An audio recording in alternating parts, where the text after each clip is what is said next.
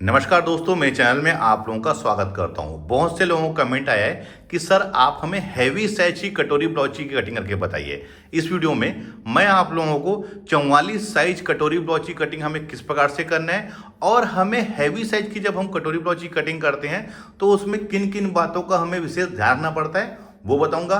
Deep गले में हमें हैवी साइज में शोल्डर कैसे लेना है, आर्म होल की कटिंग कैसे करना है, कटोरी कैसे निकालना है, बाजू की कटिंग हमें किस प्रकार से करना है, बहुत ही डिटेल से इस वीडियो में बताने वाला हूं। तो आप लोग वीडियो को कंटिन्यू और पूरा जरूर देखें। सबसे पहले हम ब्लाउज के मेजरमेंट को समझ लेते हैं। ब्लाउज की लंबाई 15 इंच है, शोल्डर है 12 इंच। डीप गले के अकॉर्डिंग बता रहा हूं क्योंकि मैं सीना 44 इंच, कमर है 32 इंच, सामने गला 7 इंच, पीछे गला 10 इंच, अस्तिंग की लंबाई है वो 5 इंच है, गोलाई है इसका 13 इंच और आर्म होल है 16 इंच।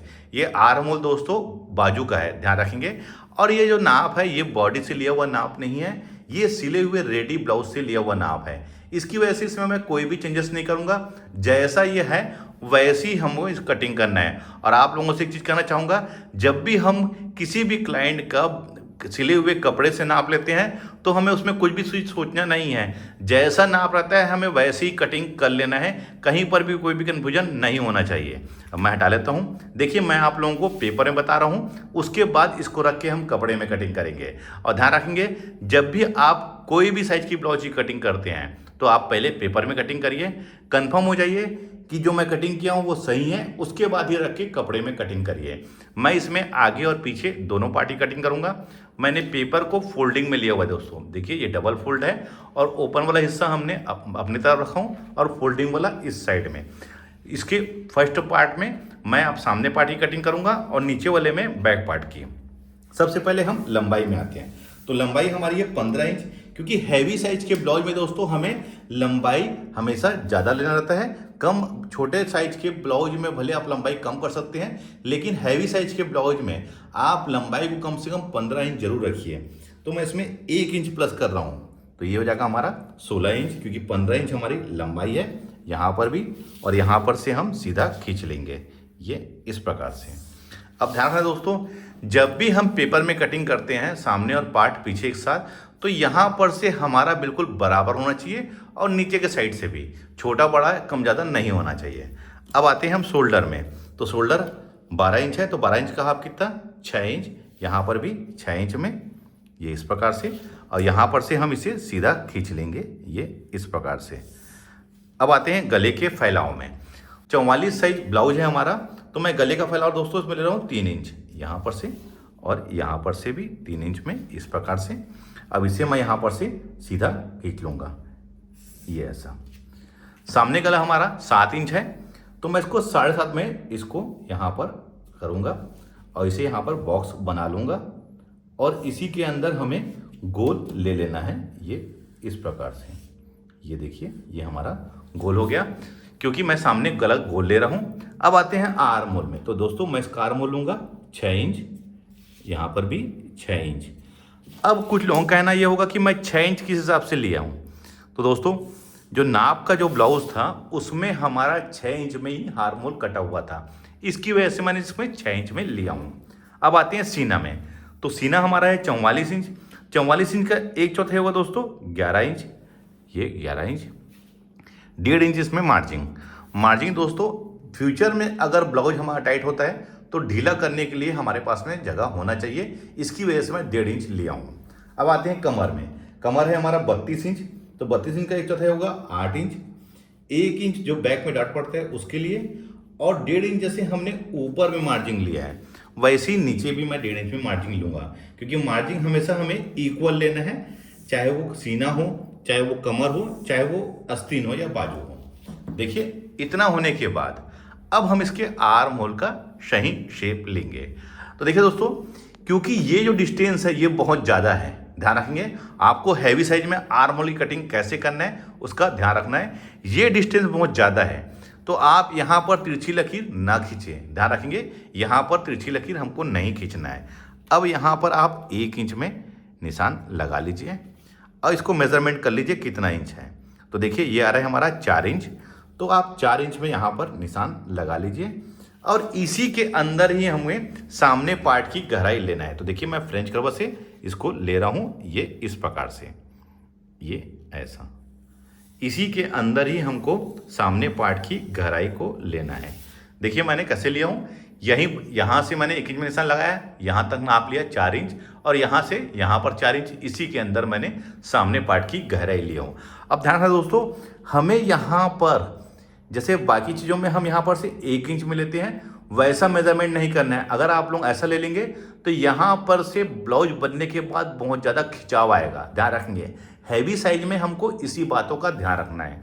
अब बैक पार्ट का गहराई तो आप फ्रेंच कर्व को ऐसे ले लीजिए और ये लास्ट में रख के आप सीधे में यहाँ पर ड्रा कर लीजिए, ये इस प्रकार से। तो ये हमारे बैक पार्ट का गहराई हो गया है। ये इसी प्रकार से आपको आर्म होल लेना है हैवी साइज के ब्लाउज में।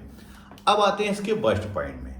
तो देखिए दोस्तों, जो भी सीना रहता है उसे हमें 4 से भाग देना आता है। तो 44 इंच को हम 4 से भाग देंगे तो वो होगा हमारा 11 इंच। 1 इंच उसमें प्लस कर लीजिए और उसके बाद हमारी सिलाई मार्जिंग, ध्यान रखेंगे 1 इंच प्लस करने के बाद सिलाई मार्जिंग। तो यहाँ पर मैं इसको ड्रा कर लिया हूँ और यहाँ पर से आप सीधा ऐसा खींच लीजिए। अब इसी के नीचे 2 इंच में हमें एक निशान और लगा लेना है, ये इस प्रकार से, ये ऐसा, ये हमारा 2 इंच में निशान लग गया है। ये वाला पार्ट दोस्तों हमारा बेल्ट बनेगा। अभी देखिए इसमें बेल्ट का मैंने मार्जिन ऐड नहीं किया है, इसकी वजह से पतला लग रहा है। अभी इसमें हमें पौन कटिंग करने के बाद इसमें हमें 1.25 इंच की मार्जिन ऐड करनी पड़ेगी। और ध्यान रखेंगे आपको, जैसे जैसे हैवी साइज का ब्लाउज होता है दोस्तों, बेल्ट जो है हमारी वो पतली होती जाती है, और जैसे जैसे सीना हमारा कम होता है यानी छोटे साइज में, ये बेल्ट हमारा चौड़ा बनता है। अब सबसे अच्छा तरीका बता रहा हूं कटोरी निकालने का मैं। आप यहां पर से 2.5 इंच में निशान लगा लीजिए, ये ऐसा। ये 2.5 इंच को छोड़ के बाकी जो पार्ट है वो हमारा कटोरी होगा। तो देखिए ये कितना आ रहा है हमारा, ये आ रहा है 7.25 इंच। तो 7.25 इंच में आप यहाँ पर निशान लगा लीजिए ऐसे। और इस साइड दोस्तों 2.5 इंच में, हैवी साइज के ब्लाउज में दोस्तों ध्यान रखना है ये चीज़ हमारा चौड़ा होना चाहिए। और इस साइड दोस्तों 5.5 इंच में। अब इसको आप यहाँ पर से ये इस प्रकार से और इस प्रकार से ये ऐसा ले लीजिए, ये ऐसा। तो ये हमारे कटोरी का शेप, लेकिन यहाँ पर अभी कोना है। तो दोस्तों आप चाहे तो इसे फ्रेंच कर्व से यहाँ पर इस प्रकार से एक राउंड शेप ले सकते हैं। इससे क्या होता है, एक बढ़िया राउंड शेप हमारा बनता है। देखिए बहुत ही बढ़िया शेप आया हुआ है। अब हम कटोरी का हाफ ले लेते हैं, यानी कि सेंटर। ये हमारा 7.25 इंच था दोस्तों, तो ये होगा हमारा इसका हाफ 3.5 इंच और 1 पॉइंट यानी कि 1 सूत। वैसे ही आप यहाँ पर भी लगा लीजिए और ये हमारा यहाँ पर बस्ट पॉइंट ये निकल गया है। ये देखिए ये हमारा मेन डॉट पॉइंट आ गया है।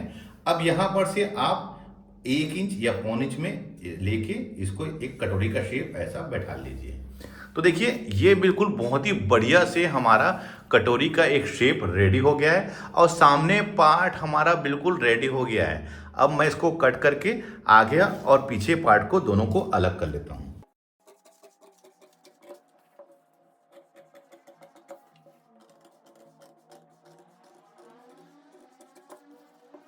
ये हमारा सामने पार्ट और ये हमारा बैक पार्ट।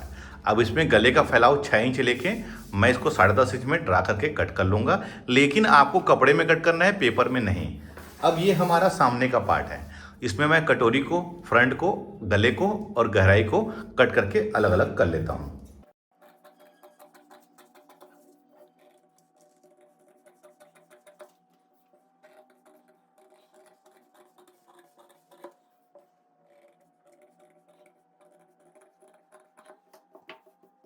ये हमारा तीनों पार्ट अलग अलग हो गया है। अब ये वाले पार्ट में दोस्तों हमको मार्जिन ऐड नहीं करना है, कटोरी में हमको मार्जिन ऐड करना है, क्योंकि पब क्रिएशन के लिए हमें डॉट लेना रहेगा, इसकी वजह से मैं इसमें मार्जिन ऐड करूंगा। और बेल्ट में दोस्तों हमें ध्यान रखना है इस चीज़ को कि यहाँ नीचे के साइड में हमें 1.25 इंच बढ़ा लेना है, उसके बाद कट करना है। याद रखेंगे 1.25 इंच, इसमें नीचे के साइड में 1.25 इंच हमें बढ़ा लेना है। मैं इसमें नहीं बता रहा हूँ, मैं अब आता हूँ कटोरी में। अब कटोरी के लिए मैं अलग से पेपर ले लेता हूँ और इसको यहाँ पर रख लूँगा। अब ये जैसा है दोस्तों एज इट इज़ हम इसको यहाँ पर ड्रा कर लेंगे, जैसा ही है हम इसको इसी प्रकार से यहाँ पर ड्रा कर लेंगे, ये इस प्रकार से।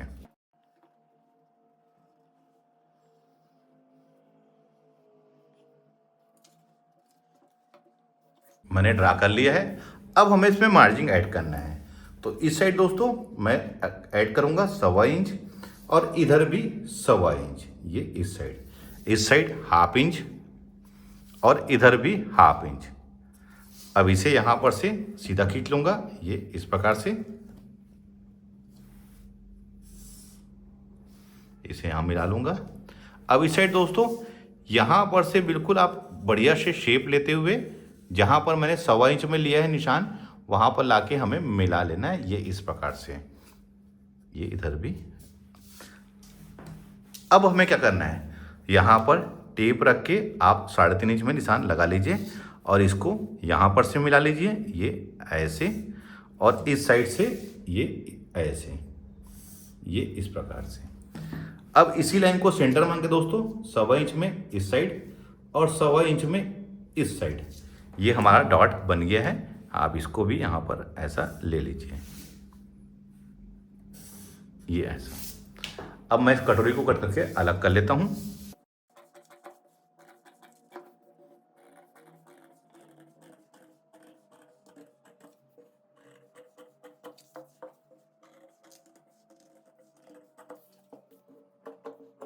अब इसे सेंटर ले लेता हूँ यहाँ पर से। अब देखिए हमको देख लेना है कि ये बराबर है कि नहीं दोनों तरफ से। तो देखिए थोड़ा सा यहाँ पर डिस्टेंस है, तो इसको आप यहाँ पर से बराबर कट कर लीजिए, कोई परेशानी नहीं होगी, ये ऐसा। अब इसको मैं डॉट लगा के दिखाता हूँ आप लोगों को, ये इस प्रकार से। अब इसका कटोरी का शेप को देखिए कितना बढ़िया आया हुआ है दोस्तों। ना कटोरी हमारी चपटी है और ना ही ज़रूरत से ज़्यादा नोकीला है। अब ये वाला हिस्सा हमारा फ्रंट हो गया, ये देखिए, ये बिल्कुल इसमें आके बढ़िया बैठ गया है, कोई परेशानी नहीं होगी दोस्तों। आपको हैवी साइज के ब्लाउज में इसी प्रकार से हमको कट करना है। अब गले का शेप भी देखिए कितना प्रॉपर राउंड शेप आया हुआ है। एक चीज़ का ध्यान रखना दोस्तों कि जब भी हम कटोरी ब्लाउज की कटिंग करते हैं तो फ्रंट के हिस्से से कटोरी हमारी बड़ी होनी चाहिए, तभी ये इसके ऊपर आके अटैच होगा। देखिए इस प्रकार से, ये ऐसा, नहीं तो ये अटैच नहीं होगा। देखिए ये बिल्कुल ऐसा आप करेंगे तो बिल्कुल ये बराबर आ जाएगा। अब ये हमारा बेल्ट है, बेल्ट में हमें नीचे 1.25 इंच यहाँ पर सिलाई मार्जिन ऐड करना है, ध्यान रखेंगे 1.25 इंच हमारा नीचे की ओर बढ़ाना है। तो ये हमारा सामने का पार्ट हमारा रेडी हो गया है। अब आते हैं हम इसके बाजू में यानी कि आस्तीन में। तो उसके लिए दोस्तों मैं यहाँ पर से देखिए ये वाला पेपर ले लेता हूँ। अब इसको यहाँ पर से मैं सीधा खींच लूँगा, ये इस प्रकार से। अब आस्तीन की जो लंबाई थी वो थी 5 इंच, तो मैं 5.5 इंच में इसको यहाँ पर से ड्रा करूँगा, ये यहाँ पर से, ये इस प्रकार से, और 3.5 इंच में इसका आर्म होल का, इसको यहाँ पर से सीधा खींच लूँगा और इसको भी यहाँ पर से सीधा खींच लूँगा। अब इसका आर्म होता दोस्तों 16 इंच, तो 16 इंच का हाफ कितना होगा 8 इंच, तो ये 8 इंच। देखिए दोस्तों कुछ लोगों को कहना होगा कि ये 8 इंच मैंने किस हिसाब से लिया है, तो दोस्तों इसका कोई फार्मूला नहीं है, ये मैंने रेडी सिले हुए ब्लाउज से मेजरमेंट लिया था, मैंने इसी प्रकार से उसका मेजरमेंट लिया था, तो मैं ऐसे ही कटिंग कर रहा हूँ। अगर मैं ऐसा नापूंगा तो ऐसे कटिंग करते समय इस प्रकार से इसको मेजरमेंट करूँगा, लेकिन मैंने ऐसे मेजरमेंट किया था तो मैंने ऐसा लिया है। यहाँ पर 1.5 इंच, आस्तीन की जो गोलाई थी हमारी वो थी 13 इंच, 13 इंच का हाफ 6.5 इंच, और इसमें भी 1.5 इंच। अब इसे हम यहाँ पर सीधा खींच लेंगे, ये इस प्रकार से, ये ऐसा। अब ये 8 इंच था हमारा, तो 8 इंच में यहाँ पर भी निशान लगा के इसे यहाँ पर से बॉक्स बना लूँगा, ये ऐसा। अब 8 इंच का हाफ 4 इंच, यहाँ पर भी 4 इंच, ये ऐसा।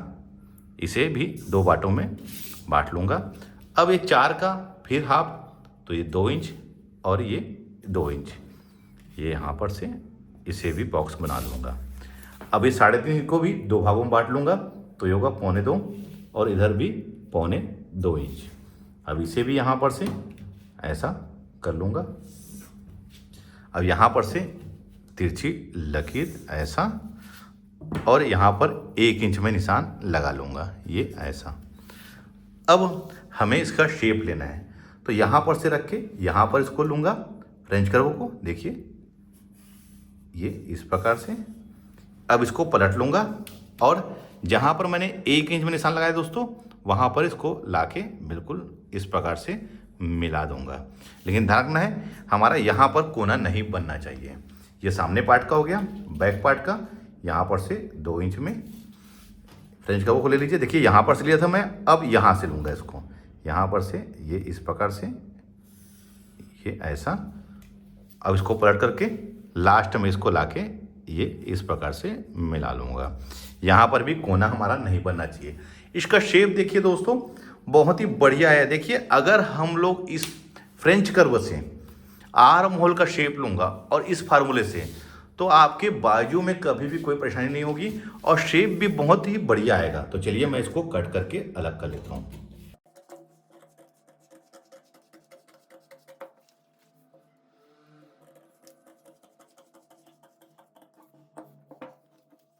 अब इसके शेप को देखिए कितना परफेक्टली आया हुआ है। आपको इसी प्रकार से कट करना है और फिनिशिंग से हमें इसकी कटिंग होनी चाहिए। कहीं पर से नोक नहीं बनना चाहिए, खास करके सेंटर में बिल्कुल एक राउंड शेप आना चाहिए।